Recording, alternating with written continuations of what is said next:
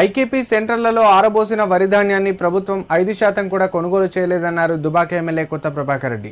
2-3 రోజుల్లో కొనుగోలు వేగవంతం చేయకపోతే రైతులతో కలిసి ధర్నా నిర్వహించి హైదరాబాద్లోని సెక్రటేరియట్ను ముట్టడిస్తామని హెచ్చరించారు.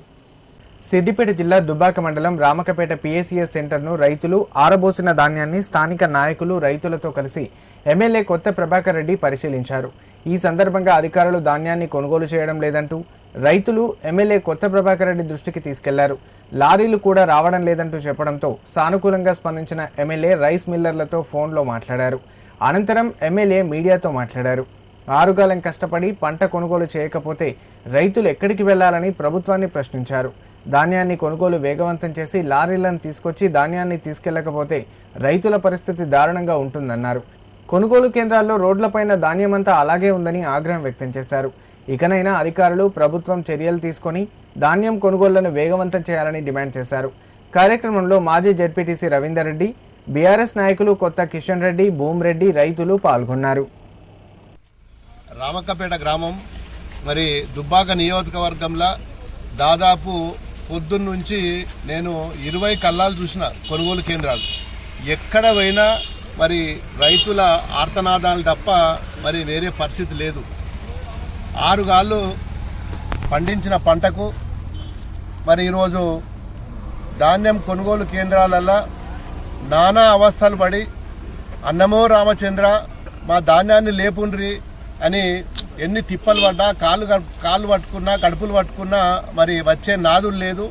ఈ రోజు వరకు కూడా మరి 10% కూడా ఇప్పటి వరకు కూడా మరి కొనుగోలు కేంద్రాలకు వెళ్ళి ధాన్యాన్ని తరలించలేదు. మరి ఇది చాలా దారుణం.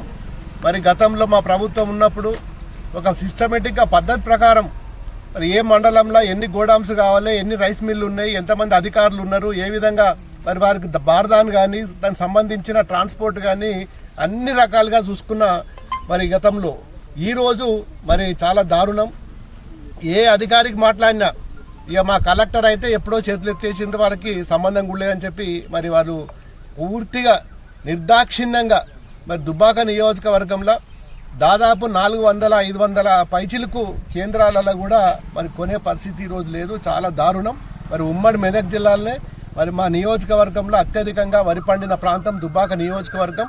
మరి అన్ని మండలాలలో 8 మండలాలకు 8 మండలాలు కూడా మరి వరి పండించే ప్రాంతం. దాదాపు నాకు తెలిసి ఇప్పటికి ఇంకా 1000 లారీల ధాన్యము మరి కల్లాల మీదనే ఉన్నది. వర్షాలు పడుతున్నాయి, నానా అవస్థలు పడుతున్నారు రైతులు. చాలా ఇబ్బందులు. వీళ్ళందరూ కూడా రైతులే.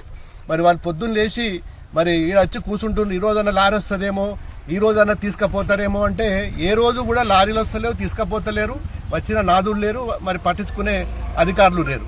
ఇది ఈనాటి పరిస్థితి. ఇక పోతే మొక్కజొన్నల పరిస్థితి. ఇక మొక్కజొన్నల పరిస్థితి, పొద్దుతిరుగుడు పరిస్థితి అయితే ఇంకా దారుణం.